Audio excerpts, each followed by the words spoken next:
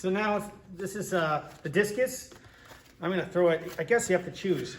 Which way are they gonna hold it? Upside down or this way? Does it matter? Your choice. All right, now for the discus, you're gonna be spinning around. I think, don't they spin around? You're gonna launch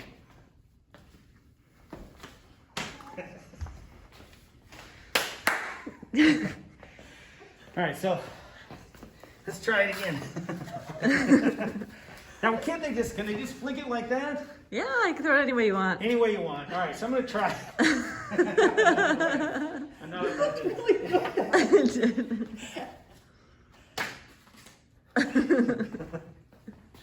Whoa, that's far. All right, try again.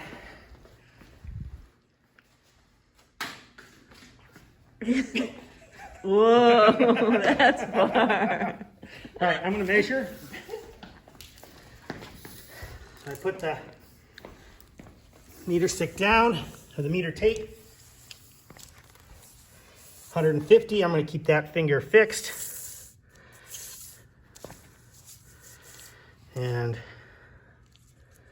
I'm going to go to the end of this, which is 73. So it's 150 plus 73.